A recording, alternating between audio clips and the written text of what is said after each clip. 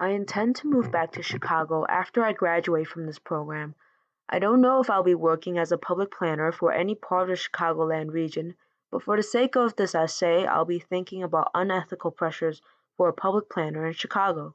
Public planning in Chicago makes me nervous, as I know planning ideologies and procedures have already been set institutionally, which means an individual city planner does not really have leeway or say in the plans for the city and local neighborhoods, even if they are problematic.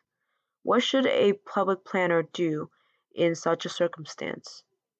Last year, the Commissioner of the Chicago Planning and Development Department, David L. Reifman, spoke to us as a Wetmore lecturer. During his presentation, someone in the audience asked him what the city is doing about mitigating gentrification that may occur in Englewood because of Whole Foods coming into the neighborhood along with other economic development projects. Englewood is a predominantly black neighborhood and is one of the city's most economically challenged neighborhoods. Reifman responded saying that when a neighborhood gains more amenities and becomes a better place to live, it's a given that not everyone in the neighborhood will be able to acclimate to the higher cost of living. I sat there and I was appalled that this was the city's planning commissioner's response to a question regarding displacement of lower income people.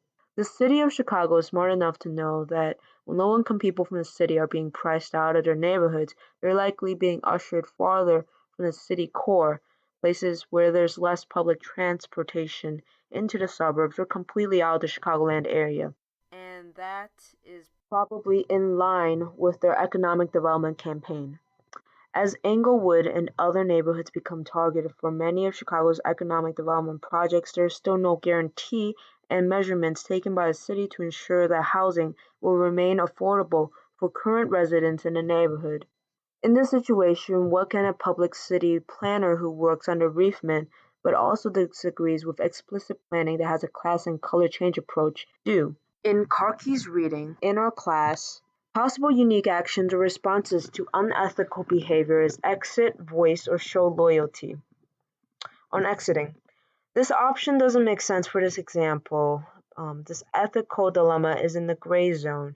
Chicago's historic and present facilitation of neighborhood class and color changing is well known to most people in the city and even nationally. It's very much a part of Chicago and no one's ever gone to jail for it.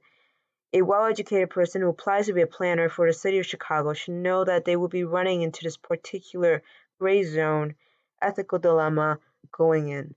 And if it bothered them that much, they shouldn't or wouldn't have applied to be a Chicago planner in the first place.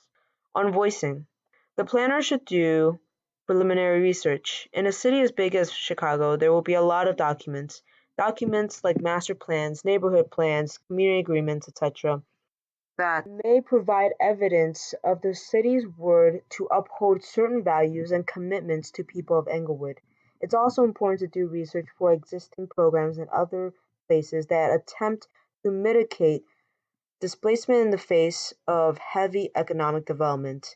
An example would be a comprehensive program that did job counseling and skill training in a neighborhood. Other tools that are up for consideration are development of community land trusts, inclusionary zoning, and limited equity co-op housing. Such tools will require the city to partner with community organizations or have a direct hand in policy change and creation. After the research stage, I'm not really sure about the bureaucracy in the planning department of Chicago, but I imagine that the public planner might have a number of directions that they can go in. The planner will ideally go over this research and share ideas with other planners and supervisors in the department. The department may or may not take the proposals seriously. It would be ideal if the planner could start a committee that worked on reaching out to local organizations in Englewood to see if any of them are interested in working with the city on anti-gentrification plans. Also, voicing does not have to be a one-time deal. If the planner's ideas are pushed aside at first, maybe it was just not the right time to bring them up.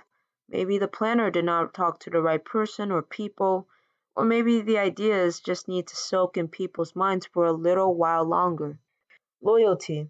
If voicing doesn't work, the only choice left is to show loyalty.